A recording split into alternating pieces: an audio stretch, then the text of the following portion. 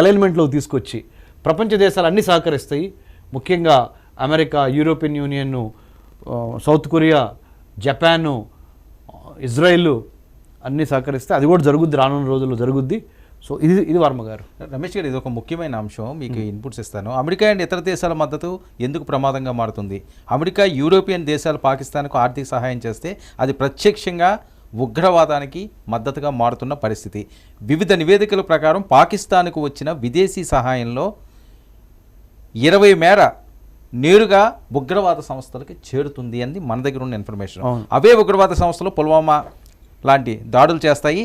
భారత్ ఇప్పుడు ఒక్కటి neat gap తప్పితే పాకిస్తాన్లో ఉగ్రవాదం బద్దలవుతుంది. ఇది యుద్ధం కాదు, ఇది న్యాయం. మన దేశ భద్రత కోసం మనం చేసే ఆర్థిక చర్య. పాకిస్తాన్ ప్రజల కంటే ముందు మన రక్షణ మనకు ముఖ్యం.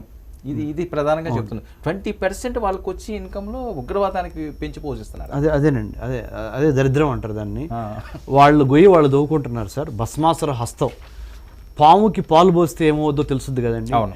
ఈ ఉగ్రవాదులే ఒకరోజు పాకిస్తాన్లో ఉన్న సివిలియన్ గవర్నమెంట్ని, మిలిటరీని లేపేసినా ఆశ్చర్యపోవక్కర్లేదు. కాబట్టి వర్మగారు, మనం అన్నిటికన్నా ముఖ్యంగా గమనించాల్సింది ఏంటంటే సార్, మన జాతి మొత్తాన్ని ఒక తాటి మీద తీసుకురావడం. నేషనల్ కౌంటర్ టెర్రరిజం సెంటర్ పెడతాం ఇండియాలో, పార్టీలకు అతీతంగా. BJP, Congress, YSRCP, TDP, communist ఇవన్నీ జాంతానాయి. ఇది కాదు ఇప్పుడు. పార్టీల పేరు మీద కొట్టుకోవద్దు. ఒకే ఒక ఎజెండా, దేశ రక్షణ, దేశ భద్రత. లేకపోతే చైనా వాడు కరెక్ట్గా వేచి చూస్తున్నాడు.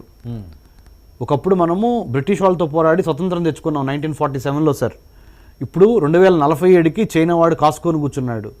చాలా తెలివిగా వాడు యుద్ధంలో దిగకుండా వాడి తొత్తులు, సామంతులైన ఈ పాకిస్తాన్ ద్వారా, ఈ బంగ్లాదేశ్ ద్వారా, ఈ పక్కనున్న శ్రీలంక ద్వారా, ఇంకో పక్కనున్న వాళ్ళ మాల్దీవ్స్ ద్వారా, నేపాల్ ద్వారా మన మానసిక ప్రశాంతతని, మన ఆర్థిక స్థితిని దెబ్బకొడదాము, అంతర్గతంగా కల్లోహాలు సృష్టిద్దామని చైనా యొక్క బిగ్ పిక్చర్ మాస్టర్ ప్లాన్.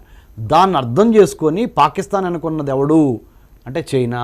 ఆ చైనాకి బుద్ధి వచ్చే విధంగా పాకిస్తాన్కితో పాటుగా ఇంక ఎక్కడైనా ప్రపంచంలో ఎవడైనా ఉగ్రవాదం అనే మాట ఎత్తకుండా కొట్టాలి. ఆ దెబ్బ ఎలా కొడుతున్నాం అంటే స్పీడ్తో సర్ప్రైజ్ ఎలిమెంట్ రెండూ ఉంటాయి.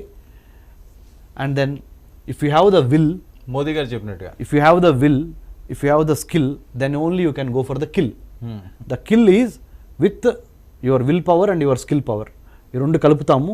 మీరు చూస్తారు రానున్న ఇవాళ నుంచి, ఇవాళ 24 ఏప్రిల్ 2025, ఒక 1 month లోపల పాకిస్తాన్ ఎక్కడ ఉంటుందో దానికి ఎలాంటి పాఠాలు నేర్పుతామో భారతీయులు అందరూ చూస్తారు. భారతదేశంతో పాటు మిగతా 8 బిలియన్ ప్రజలు, ప్రపంచవ్యాప్తంగా 197 దేశాలు మొత్తం చూస్తారు.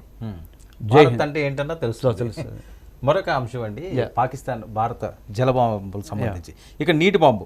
భారత ఇండస్ నీటిని ఆపితే పాకిస్తాన్ పరిస్థితి ఏమిటి? ప్రపంచంలో అణుబాంబుల కంటే భయంకరమైనగా ఇప్పుడు ఒకటి ఉందని చాలామంది నిపుణులు చెబుతున్నారు. అదే నీటి బాంబు. ఇండస్ నది మీద భారతదేశం నియంత్రణ పెంచుకుంటే పాకిస్తాన్కు తాగునీరు మాత్రమే కాదు, ఆ దేశ ఆర్థిక వ్యవస్థ మొత్తం కుదేలైపోతుందని.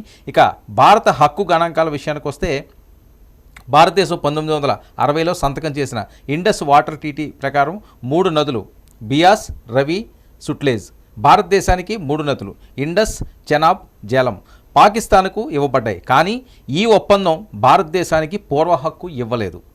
నీటి నియంత్రణ భారత్కే ఉన్నా పాకిస్తాన్ వినియోగించుకునే స్థాయిలో నీటిని వదిలిపెడుతుంది.